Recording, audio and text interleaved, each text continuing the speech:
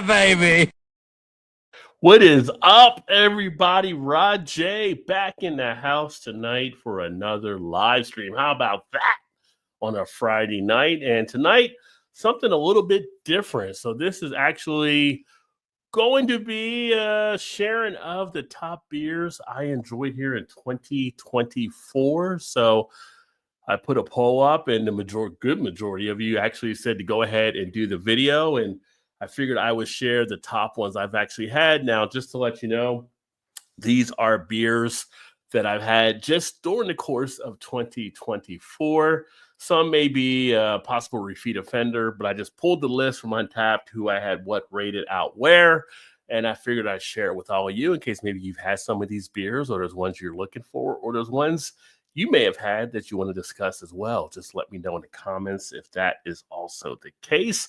But this should be a little fun, just re-examining things as we get ready to head into 2025. So shout out to the chat. Hello, JV. Great to see you, my friend. Hopefully you had a Merry Christmas and are set for a Happy New Year. Hello, Peggy. Hopefully you also had a Merry Christmas and set for a Happy New Year. And had your son on last night. He probably won't be here tonight, it looks like, but always great to have you here as well. So hopefully you guys are out there enjoying something. I'm going to crack open a beer here too. I am going to crack open one of the barrel-aged Christmas ales from Great Lakes, since it is still the Christmas season, the after Christmas season, so to speak, and figure why not crack that one open here for this episode. Speaking of Christmas, have any of you started taking down your tree as of yet, or is the tree still up? We talked about that a little bit last night on the show in case you weren't here. What is the proper time to take down the tree? I think by the end of the show, we actually got it narrowed down to that Monday following Christmas. Apparently, it's a 12-day countdown from Christmas Day, as JT was explaining to us there. So kind of all works out. But some people take it right down after the holiday, and some leave it up for a little bit longer. So it's all a matter of choice, I guess, and preference. But no tree that we actually put up here because it was just the two of us, but kind of curious what you guys actually do there. And last night, I don't think I ever mentioned at the end, if you were here last night for the live stream, that it was Bad Santa that ended up winning out on the poll for the majority, although it did come down. I think it was around 47% or so. And I think the ref ended up finishing second. So kind of a nice little rundown of the second tier type Christmas movies that we had. I'm still surprised that Scrooge did not do better than it actually did. But I digress, because we are here to talk about the beers, not the Christmas movies, so to speak. Speaking of the beers, have you had the Christmas ale from Great Lakes, whether it's the regular or the barrel aged? If so, let me know what you thought about that by dropping a comment below as well. But I forgot to do one quick thing here. Give me 1 second. Actually, I can't do that right now. Anyway, we're good to go. So let's go ahead and take a look at the top beers of 2024 that I was going to share. Need to put a little music in the background just to liven it up a little bit, so to speak. So I was debating if I should go 11-1 or just 1-11. I have 11 choices here, and to tell you the criteria, for me, because after a point they start to crunch together, I actually want anything I rated personally 4.5 or higher. So 300 beers I checked in 2024. That was just the check-ins. I've had more than that, but I don't always check them in. But, about 6 a week or so if you run the numbers. Coming in at number 11 is one that's really kind of a classic out there. It is the Dogfish Head 90-minute IPA. Not sure if you've had this one out there, but it is a pleasant beer to enjoy. It's got a nice balance between the malts and the hops. Everybody that knows Dogfish Head knows about the 90-minute, I believe. If you haven't had it, I would definitely encourage you to check that out, especially if you're an IPA fan. But that ended up coming in at that spot. And as far as any notes I've had on this beer here, one of the things I noted, a solid beer with high drinkability that will please any IPA fan. And over the times, it's just always been solid and steady. So a nice one there from Dogfish Head, which is now, of course, part of the Boston Beer Sam Adams family. Number 10. Now, number 10 was actually a special one because this is one that was actually sent to me from North Coast out west after I had run a press release about the release of it, and they teamed up with Westward Whiskey on this one. But it is the barrel-aged Old Rasputin Imperial Stout. This one's a little harder to probably find out there because it was a limited release, but if you do happen to come across it, would definitely say to pick it up. 12.2% ABV. Overall, just the smoothness of it. Now, if you've had the base Old Rasputin, you're familiar with the beer itself, but the whiskey that is infused in here and the balance that comes through, the tones that you actually get from the barreling, the oakiness, it just adds another layer to the Old Rasputin. So Old Rasputin by itself is already solid, but this just adds a little bit more of a lift to it. Don't know how many people have actually seen it out there. I'm looking down here on Untapped and see if I can see how many people may have checked this one out. Yeah, so this one, it's only been 27 check-ins on Untapped. So very limited, but it is out there, or was out there. And you may have some stores that may still have some left, I guess. It came out, I want to say it was back towards the summer, because by the time I actually did the review on it, it was October. So it's one of those beers that can age for a good amount of time. That's why I'm saying if you've got a pretty good distributor, you still may be able to come across it, but it's well worth a pickup if you happen to see it out there on any shelves. Going down to number 9 here. Let's grab another sip of the barrel-aged Christmas ale. This is a brewery I was not familiar with until recently coming back to Cincinnati, and ended up stopping out there and having a few of their flights and some stuff. And this is one I actually had to get a full pint of because it was just that tasty. Now, for those of you that do know, I do like some sour ales. So this is one I definitely really enjoyed. It is from Voodoo Brewing. It is their Lacto Cooler Berliner Weiss. 4.5 out of 5 is what I gave it. 5.5% ABV. Nice at that level where you can actually drink this thing through a few and not get overly hammered. I mean, you have to know what your levels are, of course, but very pleasant. It's got a Kool-Aid type effect to it. You don't get the alcohol really coming through, and it's almost like you're just drinking the lime Kool-Aid, so to speak. And the sour is well balanced. It's not overly tart. Just has a nice, refreshing quality to it. So even for those of you that may not be huge sour fans, that might be something to actually enjoy. Now, I believe Voodoo Brewing may have some other locations outside of Cincinnati as well, but this was the first time I actually saw them, and I'm glad I did stumble in to try some of their beers, and especially this one. Notes I had on this one: aroma is like Kool-Aid, and taste is not much off of that.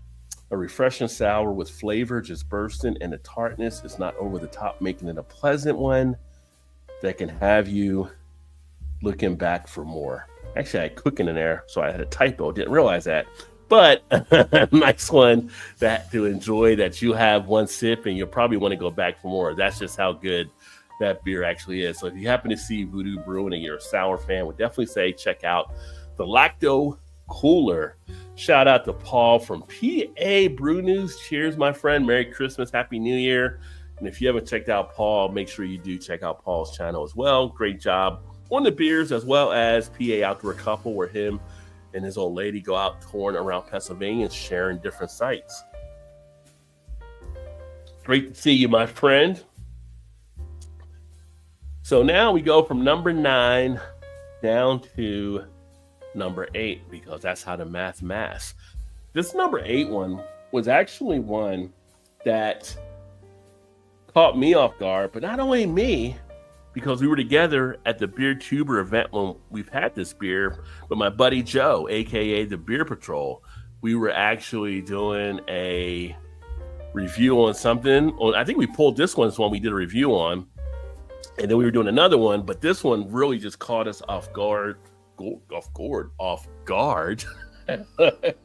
Don't know what that was, but it is from Third Moon Brewing, and it is their 7th Circle Double IPA. Now, Third Moon Brewing is one that's out of Milton, Ontario, and this double IPA was spectacular, I guess you can say, because it was something that we did not expect to get the flavor out of it. It was a random draw out of the fridge where we had the beers. And this one, just like when you had your first craft beer, you kind of had a light bulb go off. You had like an explosion of the flavor on this one here. And it's a shame that we just had the one, because it would have been cool if everybody there at the get together could have tried that one. But me and Joe were definitely happy that we pulled that out. It was just phenomenal as far as the balance, the taste, the overall feel. I would definitely drink that again in a heartbeat. I would also look for other Third Moon type beers. If you are on the Canadian side, as some of you are that do watch the channel, Third Moon is definitely a brewery I would say to check out. 8% ABV on that one there, and Third Moon came in and definitely delivered. Number 7 was one that was kind of a pleasant surprise as well, and not one I knew anything about as far as the brewery. And this is one I actually pulled, I want to say, I'm trying to think when I got this one, because I think it might have been on one of the road trips I was on, because it wasn't from the Beer Tuber, and I was thinking, because the brewery's out of Illinois, but I had gotten it somewhere. But it is Hubbard's Cave and their French Toast Imperial Stout. 4.5 out of 5 for me on this one as well. 12% ABV. This beer was essentially breakfast in a glass. You had a nice play of the beer coming through with a maple syrup type sweetness, a nice roastiness on it. It felt like one of those campfire type beers. If you were outside and you had to take breakfast in a glass, this is the beer you would want to have. I mean, it just felt like you're just waking up out of the tent. You get that and you're drinking it, and you got all the smoldering from the fire and taking in that first whiff of the morning air, and it's just like you're feeling pretty good. That's how this beer was. This beer was definitely breakfast, and it had a little bit of a bacony type presence to it. I mean, it delivered. So if you happen to see Hubbard's Cave, and it's French, not French, typo on my part there, one to definitely pick up, especially if you're an Imperial Stout fan, for sure. That one definitely does deliver. Going to number 6, and this is one that we actually had at the Beer Tuber event, so going back up to Canada, it is going to be Niagara Oats House and their Sweet and Sour Bière de Mars. 4 or 5 out of 5 for me, 5.5% ABV. And this beer was just a phenomenal tasting beer. It was a nice pour. This was one that when we went to Niagara, and thanks again, shout out to Shane and Ray for setting up the whole event. We came up there back in July. She came out and she had all the glasses and had the champagne type bottle, had to pour it. You just knew it was going to be like a special type experience. And this one did not fail to deliver. I mean, it was just the taking in of it was just an enjoyable type feel. It was so kind of, it was delicate, but it was also not like as delicate. It had like that bubbly action, but it was just so structured in it. It had different levels of how you could feel that beer was put together. And we had the 2018 vintage when we had this here, right? So we had a 6-year-old that had been cellared, and it was just so nice and smooth. The finish on it was fantastic. The aromas the taste, everything just came together perfectly on it. I mean, we know one brewery is the champagne of beers, but if another brewery actually could be a champagne of beers, this would have been one that could easily carry that slogan for sure. Just a well put together, well balanced beer de Mars. So we don't see a lot of those around as much as I would like to see. Those are something that are more of the champagne type feel beers, but if you ever get a chance, you want to try that style. It is more, I would say, an acquired style, but if you start to pick it up, you really find some great things that are offered there. Let's go into number 5. And this is going to be Fatheads and their Headhunter IPA. So another 4 or 5 out of 5 for me, 7.5% ABV. Kind of funny because technically nowadays the BJCP or whoever provides like all the definitions people like to follow, 7.5 on an IPA. A lot of companies will go under it as an imperial versus an 8% like you would with the stout. Fathead said no, this is going to be a regular IPA, and it's our American IPA, and they didn't put the double label on it. So it is what it is on that, but a delectable beer. When I actually do the Beer Fest here, which shout out to Cincy Beer Fest, as I will be back doing that again here in February. For anybody in the Cincy area or coming down to that, look forward to seeing you. I've done Fathead's booth before, and this is one that a lot of people like to enjoy when they bring it down. It does line up a lot of folk. Very solid as an IPA to sit back and enjoy. Gives you a nice feel overall on the beer. Any key notes about that? I've had this numerous times, but nothing that really I noted here, like on Untapped, outside of it really being just a solid, very good craft beer. Fits the style nicely for what it actually provides. This one has been a past winner multiple times, including at the Great American Beer Fest, along with other festivals. So people that have had the Fatheads Headhunter know how good this beer actually is. So yeah, that's at number 5. Taking a look at a couple comments here. Let's see. And we got Vanessa in the house. Cheers, Vanessa. Great to see you. And yes, happy upcoming new year to you as well. And hopefully, I know we talked last night some, but hopefully you did have a good Christmas. I know you made so much food that you were planning for that, so it all worked out for sure.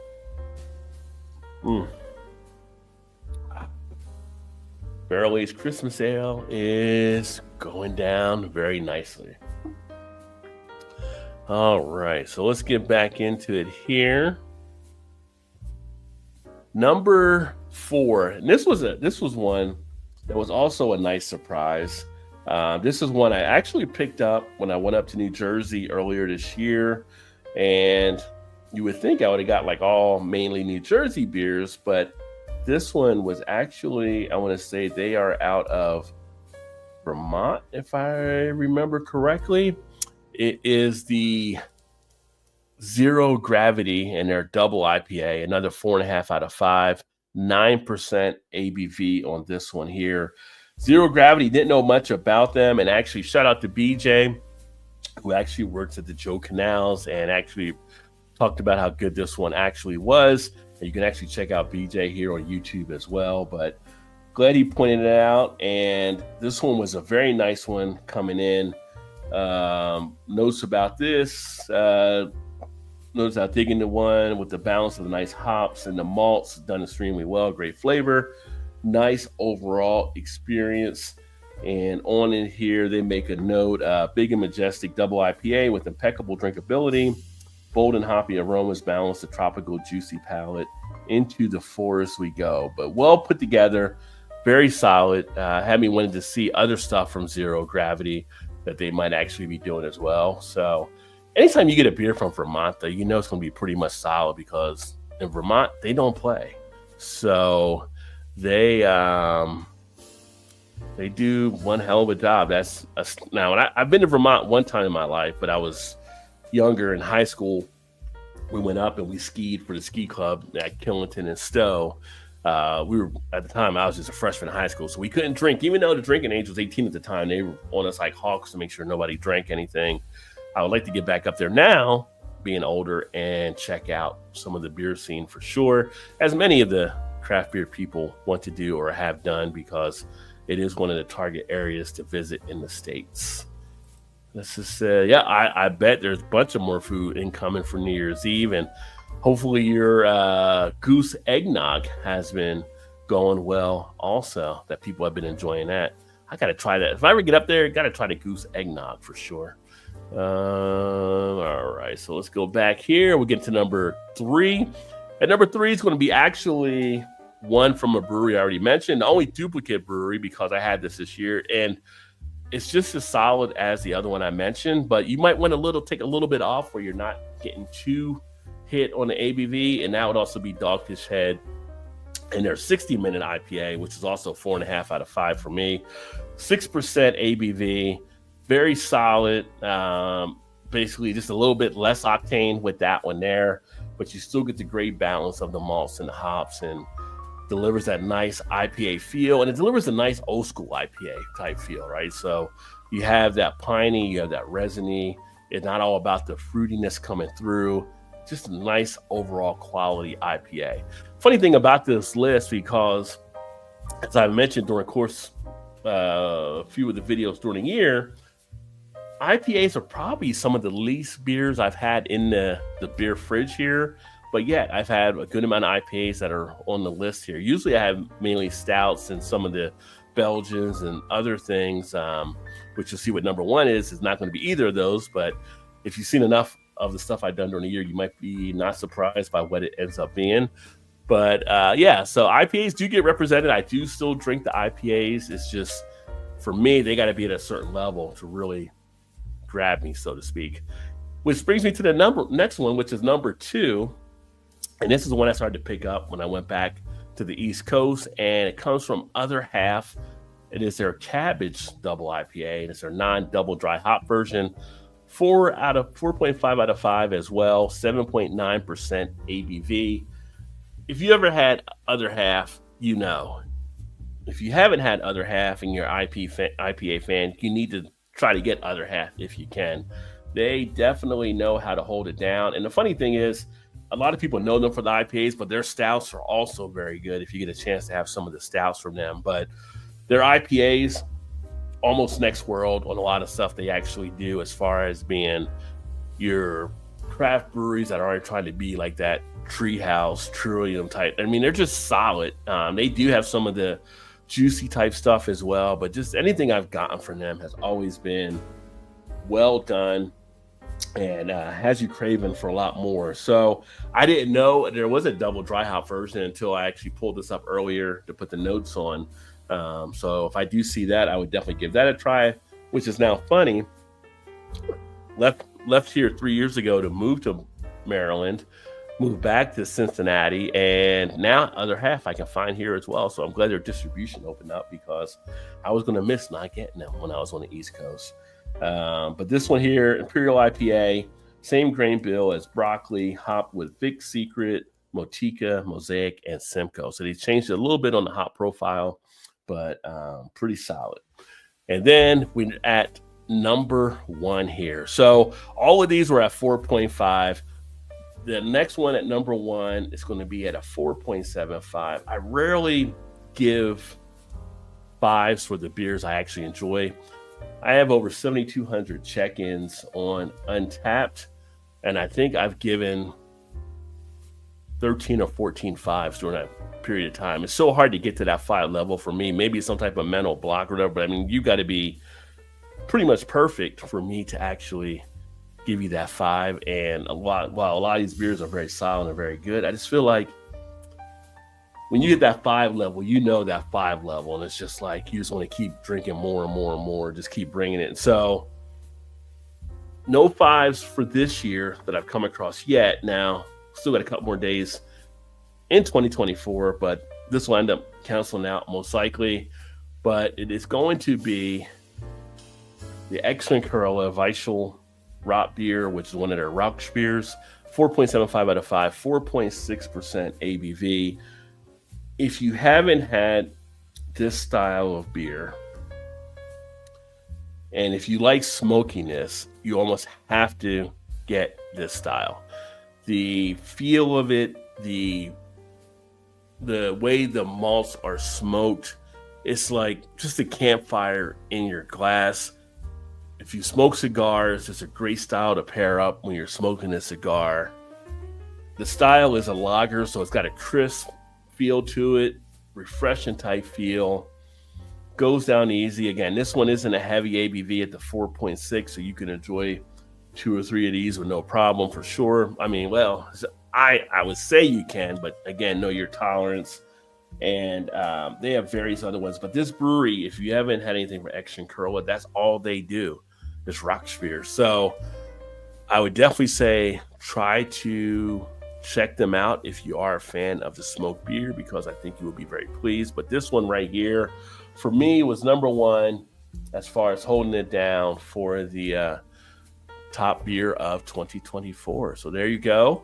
And then check some more comments here. Good evening, JT. Great to see you, my friend. Happy Friday to you. Yeah, smoke. I'm like, give me all the smoke for sure, and that's what you get with the Roush beer. So 11-1, and I only did the 11 because 10 of them were at the 4.5, one was at the 4.75, and then anything after would have been at 4.25, which would have had a bunch, and then 4 would have had a bunch. So 4.5 was the cutoff here. So what do you guys think on the beers there? If you've had any, let me know. Leave a comment behind. I'd be interested to see what you guys think on those beers. And any beers that you've tried out there for this year, feel free to let me know. Drop a comment, because I'm looking for new beers for 2025. Although I keep saying I'm not going to buy any more beer till I get through the beers that I have. Yeah, we can say that, right? But time will tell. But thanks for everybody that tuned in. I appreciate you guys spending a few minutes here, and look forward to the new beers of 2025. So hopefully you guys have a great weekend and a happy new year. We might have something on New Year's Eve. We'll let you know and stay posted for that. That being said, I'm going to go ahead and sign off, and I look forward to catching up with you guys next time. Cheers, everybody.